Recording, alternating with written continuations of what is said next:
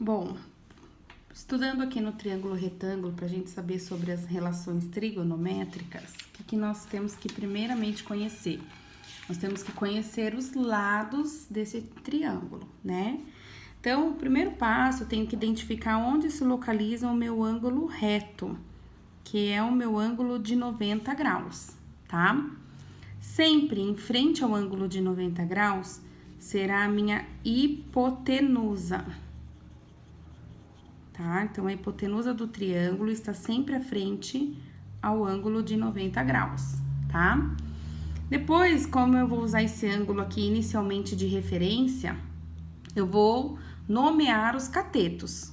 Então, dependendo do triângulo que você tem que observar onde é o ângulo que você vai usar, né? Vai precisar para você poder nomear os catetos de adjacente e de oposto, tá? Então, se o ângulo está aqui, o lado que está à frente a ele é o cateto oposto, né? Ou seja, é o oposto ao ângulo, tá? E o que está aqui, ó, bem ao lado, logicamente, é o cateto adjacente. Então, esse é o primeiro passo, é a gente localizar quem é quem. Ah, professora, mas ao invés de eu estar considerando esse triângulo, eu vou considerar esse ângulo, né, no triângulo, eu vou considerar o outro, tá? Então, olha lá, nós temos o mesmo triângulo, né? Primeiro passo, e eu vou identificar onde está o meu ângulo reto. Em frente a ele é a minha hipotenusa, tá? Depois que eu identifiquei, vamos supor que eu vou trabalhar com esse ângulo, né? Então, esse ângulo aqui é o ângulo que está conhecido. Eu vou nomear os catetos. Então, o lado que está oposto ao ângulo vai ser cateto oposto. E o lado que está aqui, ó, formando o ângulo no mesmo vértice, é chamado de cateto adjacente. Então, muda um pouquinho dependendo do ângulo que a gente vai usar para poder desenvolver o exercício. Esse é o primeiro passo do exercício, tá? Depois, o que a gente vai ter que analisar? A gente vai saber que a tangente, né? A tangente, vamos chamar desse ângulo aqui de alfa. A tangente de alfa, ela vai ser uma razão, né? O que significa razão? É uma divisão, tá? Entre o cateto oposto pelo cateto adjacente, tá?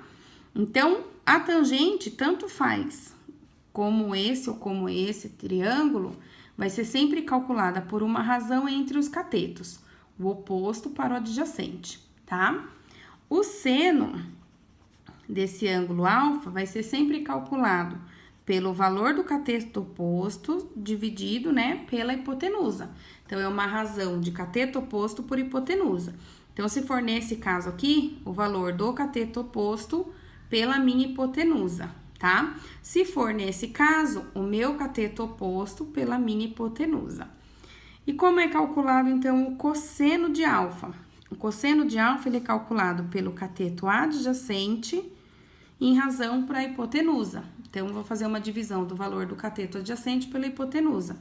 Então, se for nesse primeiro triângulo, vai ser o valor deste lado em razão à minha hipotenusa. Já se for um cálculo de cosseno desse ângulo aqui, vai ser este lado considerado o cateto adjacente pela minha hipotenusa, tá? Então, dependendo do ângulo que eu estou comparando, vai mudar o valor do lado. É isso. Então, no seu exercício, a primeira coisa que você tem que fazer é identificar quem é a hipotenusa, quem é o cateto oposto e quem é o cateto adjacente. O exercício geralmente traz os valores da tangente, seno e de cosseno. E aí, você vai ver qual é o lado que você precisa descobrir para saber qual é a relação trigonométrica que você vai aplicar, tá? Então, cada exercício vai depender da informação que o exercício tem e o que é que ele quer. Bom estudo!